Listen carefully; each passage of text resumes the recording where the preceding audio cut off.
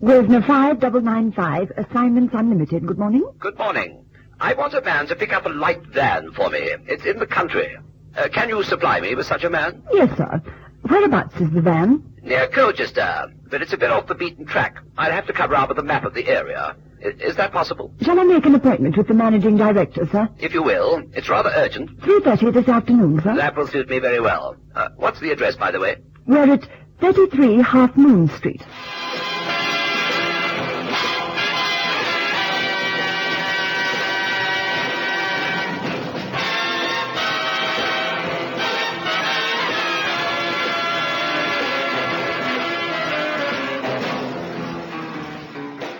The story tonight, as always, comes from the private file. It's headed, The Moon and a Million. To say the man was well-dressed wouldn't be strictly accurate. The word natty would better fit his sartorial elegance. His clothes were as carefully chosen as his accent, and he was faultless right up to the carnation he sported in his buttonhole. I must say I wondered about him at the time, yet his request was ordinary enough. Your lady fixed the appointment, and I made a point of being on time. In fact, I always make a point of being on time, Mr. Mason. A praiseworthy trait, Mr. Duke. I beg your pardon? Duke. No, not a title. My name is Duke. Plain Mr. Duke. Oh, I see. I believe you want us to pick up a car for you. A small parole van, actually. I'm a little apprehensive at leaving it untended in the country. You see, Mr. Mason, I'm in town on business and can't get over to Colchester myself. The van developed some mechanical fault whilst I was driving it, and so I left it where it was and begged to lift it to the nearest village from a passing motorist. The local mechanic drove out to repair the fault, but he has no one to bring the van back into Colchester. Colchester, I take it, is where you wish the car delivered. A van? Yes. I should explain that I'm a printer. The van is full of handbills, and it would be most inconvenient if vandals broke in and scattered them all over the countryside. Oh, I understand. Do you want the, van picked up today, Mr. Duke? If you can. We can, indeed. Your man can take the evening train to Colchester, and from there he can walk across the fields to my benighted vehicle. I've drawn a small map. Here you are. Now, you see, it's on a cart track. I have some property on the track and was returning from an inspection when the fault occurred. Do you think your man can follow the directions on the map? Oh, I'm sure he can. You've made it quite clear and precise. Precision is my speciality, Mr. Mason. I learnt the art of the cartographer in the service of my country. Army, you know. I see. And where in Colchester shall we deliver the van? I've written the address down here. My foreman will take it over. His name is Wilson, and he'll sign for the delivery. The Colchester train from London will arrive at 9 to 2, and the walk across the country shouldn't take your man longer than half an hour. Is everything clear? In a nutshell, Mr. Duke. Now, payment. In advance, of course. Well, that's not strictly necessary. I prefer it that way. I have here the train ticket, return, second class. 10 shillings for a meal on the train. A room is booked at the King's Hotel, and they will furnish him with breakfast. I thought 25 guineas for the service would be adequate. Quite satisfactory, thank you. Then that concludes the business. Thank you again, and good afternoon. Good afternoon, Mr. Duke. Phew. That man has a mind like a machine. Yes, sir? Send Cannon in, Miss Fairweather, and tell him to fix an overnight bag. He's off for a jaunt in the country. Having supplied Cannon with all the relative information, I dispatched him to the railway station, where he took up his seat in the train, a little disgruntled that it was only second class. The train rattled on through the early evening, with Cannon alone in his compartment. He remained in solitary possession of the compartment throughout most of the journey, munching morosely on a dry sandwich purchased at one of the frequent stops. And then Cannon brightened considerably. An attractive young woman boarded the train half an hour out of Colchester.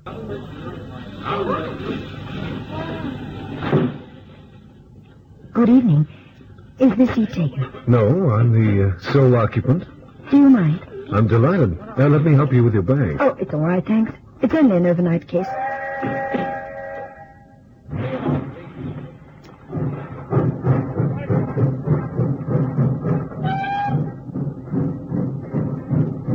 Have a sandwich? Oh, thanks. Hard as a brick, I'm afraid. Station Bulford. It's fine. You going to Colchester? Yes.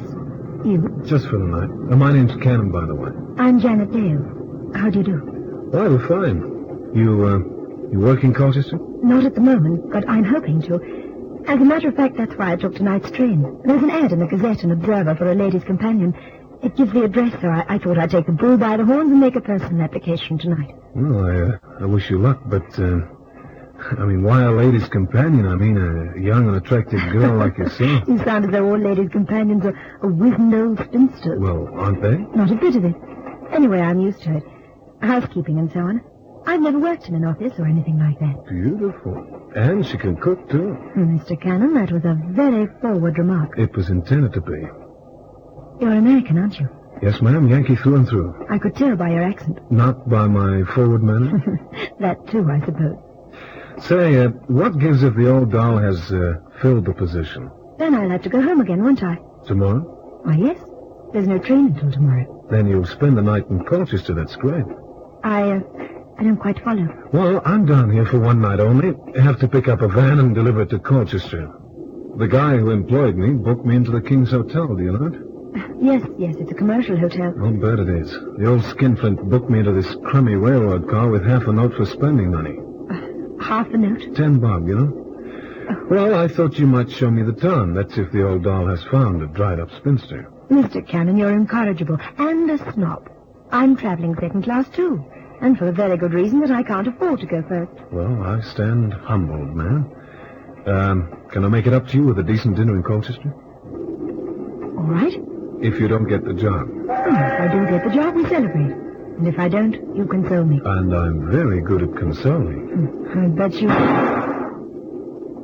What was that? Oh, fog signal, I guess. But there is no fog. Well, they use them to warn a locomotive that there's something on the line ahead. We're slowing down. Dear, I hope there's not going to be a delay. Well, I could think of nothing better. What about my job? Oh, you can come and keep house for me. Is that a proposal or an improper suggestion? You know you're cute. I find I like you very much. You stopped. Yeah, so I noticed. Want me to go outside and see what's cooking? Let's both go out. With just my luck to miss a good job through the British Railways. Say, but... Hey, who are you? Sit where you are and don't get off the train. This is a hold-up. You don't say. Well, put that gun away, cowboy, or I might bend it round your ear. I warn you that I'll shoot the lady if you so much as bat an eye. Who are you? Oh, no, Mr. Cannon. You scared of this floppy-head hobo? I think he means what he said. That's very sensible. Oh, hold up in England with guns. This sort of thing only happens in America. This is a civilized country. Oh, thanks for nothing. Oh, I'm sorry. I didn't mean Sure. Say, what are you taking off the train, buddy? You'll read about it in the morning papers. Oh, publicity he's after. That's the sign. Stay here for 2 minutes, and then you can go outside. So, it wasn't the fog signal. That dirty louse. Hold it, Mr. Cannon. What's the point of getting yourself shot? I could break that monkey in two. I know you could. But what about my dinner? Okay, you win. Does that mean we're moving off again? Well, let's go see. Fish face is gone by now. This was carefully planned. Hey, you, guard! What gives here? Guard! Never seen anything like it in all my born days, here. Honest, I haven't. Held up the train, they did, with guns. Poor old Harry Pethig tried to stop them on the fireplate and got bashed over the head for his trouble. Dear, is he all right? Well, his old mother always said he had a head like a Swede. Tell me. Lucky in the end. Mister, what did they swipe from the train? Oh, can't tell for sure until the police get here. You mean we've got to wait for the police? Of course, it can't move till they get here. All the evidence, you know. Oh, but the police might take hours. Oh, not so long as that, miss. But the train won't move until they get here. Oh, well, then goes my chance of a job. Oh, it's tough, Janet. No, honest, I mean it. Never mind. There'll be others. Hey, wait a minute. Well, like I told you, I have to pick up a panel van and deliver it to Colchester. The guy who owns it broke down somewhere around here and had to hitch a lift. The van's fixed, and I'm supposed to do a cross-country hike to collect it. Just a minute. Here, map, you see? And the guy who drew it sure knew his stuff. Now, if I'm not mistaken, we should be, here. See? Well, I'm afraid I don't understand maps, Mr. Cannon. Look, drop the mister, will you, Ken? Oh, but I don't know your other name. Just Cannon. Everybody calls me Cannon. Now, looking at this map, we've stopped across country from where that van was ditched. Yeah, it figures. If we head in that direction, we'll come to the van. But there isn't any road out that way. Yeah, I know, but according to the map, on the other side of these fields is a cart track. That's what it is. So what are we waiting for? We can still get you into town on time to interview old Sourpuss, okay? Like you said, Cannon. What are we waiting for? Happy in each other's company, they began their march across the fields. A big yellow moon winked at them from behind scudding clouds, and the fields smelt fresh and damp from the early dew. Cannon had already forgotten about the train robbery. In fact, Cannon had forgotten about everything. Penny for your thoughts. Hmm? You, Cannon, are dreaming. That's right. And what a dream. A daydream under a moon. Say, would you mind if I kissed you? The man in the moon might be looking. Well, that's nothing he hasn't seen 1,000,000 times before. 1,000,000 times. We'll make it 1,000,000,000. First time for me. You know, I think I see a frown of disapproval on the face of that man in the moon. Then perhaps we'd better make him smile again. Okay. Oh. Oh, that moon man works magic. Work. Oh, my hat. Cannon, this is Prendergast. Is that the old dragon's name? Oh, please, Cannon, let's find the car. I don't want to be late. Prendergast. The Witch of Endor. Okay, let's go. Don't be mad at me. It's a good job, and I need it. Sure thing, and the night is young. Well, comparatively. Hey, hang on. Let's take another look at the map while we're walking. Here we are. Now, the cart track should be on the other side of this hedge if it's accurate. There's a stile over there. Well, I'll lift you over. Stiles are made to climb over. I'll still lift you over. Hold it. Okay. Up you come. Oh, Cannon, Yeah, I know. The Dowager. Here we go. Yeah. There are tire marks on the track. 2 sets. Well, the mechanic drove out to fix the van. Now all we've got to do is follow the tracks to fame and fortune. And started at the touch of a button, and Cannon drove happily down the road to Colchester. Dropping off Janet, he made an assignation with her for an hour later in the King's Hotel lobby. My star operator was enjoying himself hugely and whistled happily as he drove the van into a small printer's yard situated on the west side of the town.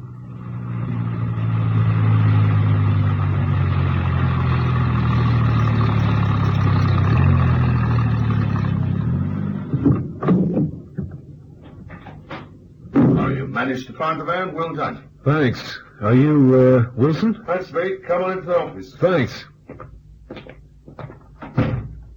I'm Cannon. Assignments unlimited. Yes, so the Duke said. The Duke? The fellow who employed you. Oh, Mr. Duke. Well, the van's delivered, and if I could have your signature... Yes, not that it's going to help me much. Look over there on that machine. Blood? That's right. What happened? An accident. Let me explain. You see, we're short-staffed. Can't get anyone to work on the play the Duke dishes out. Yeah, I know. I came up second class. And so the transport bloke sent and had to fill in on an urgent orders of pamphlets. Got his hand caught in the stamp mill. Now I'm minus a driver who's worked here for years and still no operator. Not only that, but I haven't got anyone to work the mill.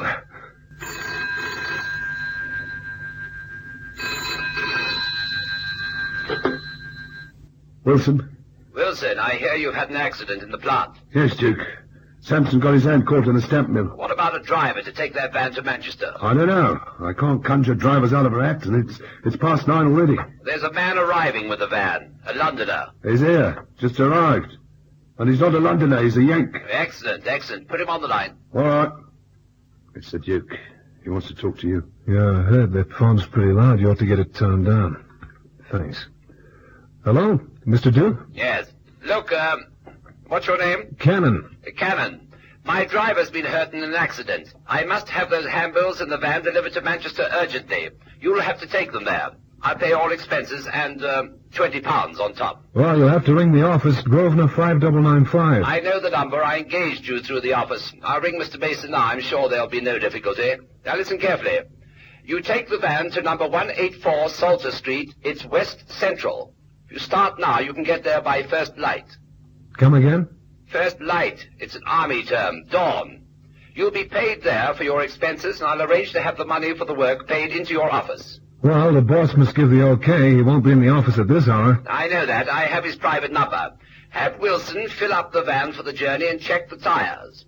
Now, those handbills must be in Manchester first thing in the morning. All right, Mr. Duke, but I'll have to check with the chief first. I'll ring him now. Check with your employer in 15 minutes' time. Understood? Okay, Mr. Duke. Goodbye. What did he say? As if you couldn't hear. That phone makes more noise than a tannoy system. Oh, heck. So what are you grousing about? All expenses paid and a fat fee for a night's drive. Yeah, that's unlike Mr. Duke. Oh, he can pay when he must. All right, I'll get the van checked up and you can hop down to the local for a pint. Tell me, where's the King's Hotel? Oh, up Nesbitt Street. Go out the door and turn right. Mm-hmm. Carry on for half a mile and you'll see it up on the left corner. Thanks. You know someone at the King's? Yeah, baby doll. What are you looking so unhappy about? I'm about to ruin her evening for the third time. Mr. Efficiency, in shape of Mr. Duke, has an awful habit of ruining anything I get my teeth into. Yes, the Duke's efficient. No one like it. Yeah, say that again. We're just lucky he's on this side of the Iron Curtain.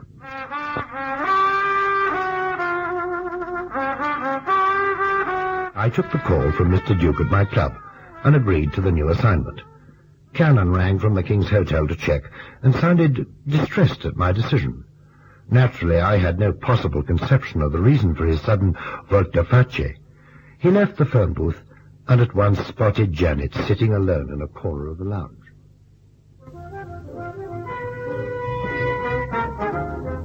Hi. Hello, Cannon. Did you deliver your van all right? I did. That was London I just rang, the big city. Mission completed, and another one to start right away. Then why the depression? You'll be earning more money. But not in Colchester, not tonight. Well, I've got good news, too, of a sort. You mean you got hooked by that Prendergast dame? No, the position was filled. Oh, so what are you so happy about? Well, it appears she has an aunt in Manchester who is looking for someone. She hasn't advertised yet, so I'm sure to get the job. In Manchester? Oh, I know it rains a lot, but housekeeping is all done in the house. Oh, come on, cheer up. We can have the date later. You promised, and then tomorrow we can travel to London together. I have to take the London train to get my Manchester connection. Janet, I got news for you. What is it, Cannon? In approximately 15 minutes from now, I'm going to drive a panel van out of this town.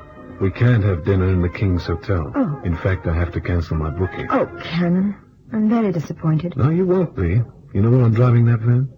London? Better than that. Not Manchester. That's right. Oh, Cannon, it's impossible.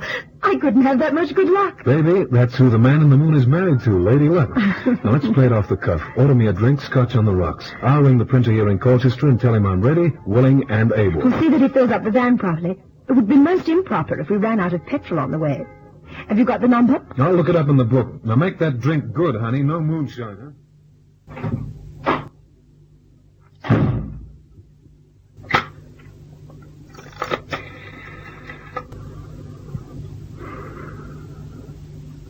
Hello, operator. I want to talk to a Mrs. Prendergast. Yep, Prendergast. Prendergast. She's in the Colchester area. Well, I haven't got a book. Yeah, I know it's a public booth, but somebody took the book. Will you check for me? Thanks. It was just one of those things. Hello? Yeah.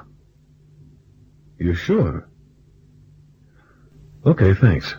Let's see. 4, 8, 3, 6. Oh, come on. Hello? Wilson, look, I'll be around in 10-15 minutes, okay? Yeah, right. Oh, and by the way, I'm taking that baby doll with me. No objection, I suppose. Great. Look, not to worry. Old Skinflint won't know from me. See ya. Now then, let's see.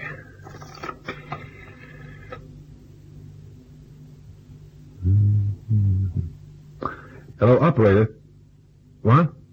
Yeah, that's right. It's me again. No, I know the number this time. I want a trunk call to London. I want Grosvenor 5995. Oh, Cannon, I feel so happy. Me too. This has been the greatest day of my life. Fulfillment, that's the thing. Oh, what's that up ahead? Looks like a roadblock. Police. What can it be for, I wonder? Train robbery, maybe. Oh, yes. Well, luckily we've nothing to hide. That's right, only a load of handbills for Manchester. Mr. Cannon, sir. Yeah, that's me. Is this the girl? That's she. Cannon, what is it? The game's up, baby doll. All right, officer, the loot's in the back of the van. The super will be along in a moment, sir. He wants to thank you, personally. All right, my girl. Come along with me. But Cannon, who are you? Just who I profess to be, an operator from Assignments Unlimited. How did you know? Old Bee's Pants Duke was a bit too efficient. That and the fact that the arm of coincidence can never grow as long as the arm of the law. You played ducks and drakes with me, doll, and nearly got away with it. Remember? You said, first time for me. Well, that was no first kiss. I'll bet that old man's looked down on 1,000,000. Yes, it was a cleverly planned robbery right down to the last detail. Well, almost the last detail. The money stolen from the train was loaded into a private car and driven to where Duke's van was parked. There it was transferred. Janet Dale boarded the train to keep an eye on my operator and make sure he didn't take, well, a look at the contents of the van. But she switched her plans once too often. Cannon's suspicions had already been aroused by that kiss under the moon. That was no first time. It had been perfected by years of practice. When she sprang her Manchester story, her goose was cooked. But it was the driver who mangled his hand on the printing works who posed the big question mark. Why should Duke employ an outsider when he had a driver of his own right on the spot? For one very good reason. The driver was a paid member of Duke's gang. If he'd been stopped by the police whilst ferrying the loot to Manchester, his guilt would almost certainly have given the game away. Cannon, on the other hand, was supposed to have, well, known nothing about it. He would have said he was carrying a consignment of handbills, and his sincerity would have been convincing enough. Luckily, he did tumble to Duke's game, and mainly because of a kiss that wasn't a first kiss. And after all, Cannon should know.